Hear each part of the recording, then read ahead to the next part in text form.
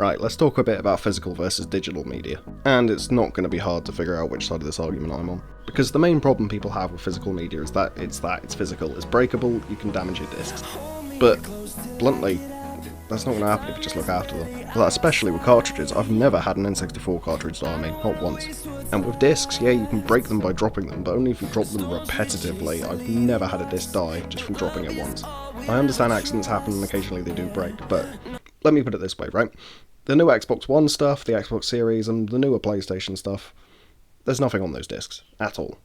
So when those servers go offline, in, 20, 30 years, that's it, you're done.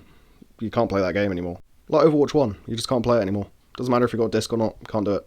Whereas with actual physical stuff, like the Xbox 360 and before, I own those games, I'll be able to play them forever. And especially with games not being sold anymore, like Driver San Francisco, which you just can't get anymore, you just won't be able to play it ever again. And it's not a one-off situation, this has happened before and it'll happen again.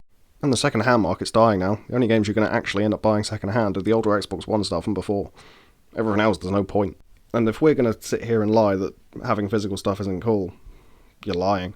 Like, I understand it takes up space, and I get that. But I want it to take up space. Like, I understand some people don't, and they just want to chuck this stuff in the drawer, but in that case, I can see the argument for digital, but I'd still rather be able to just keep it and chuck it in a wardrobe or in the loft or something if I'm not playing it that much.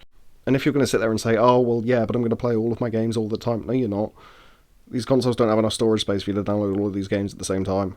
I would not be able to fit half of this Xbox One library on a stock Xbox One. Or even an Xbox Series X wouldn't hold all of it. So you can either pay £200 for a storage upgrade, or you can just buy the disc. And I understand that digital games do go on sale, but they only really ever happens for two reasons. Either the game's so old that it's just not making money anymore, and even then it's usually to promote a new release, like Borderlands 3's on sale at the minute. Or the game's just sold so bad that they desperately need to get numbers up. And I understand there's free content, I do, stuff like Fortnite and Apex and Call of Duty Warzone.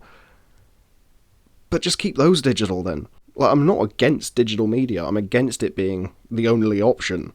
Some people prefer digital, and that's fine. But I'd still rather have the option. But yeah, let me know what you think, and I'll probably end up talking about this again, to be honest. Drop us a follow.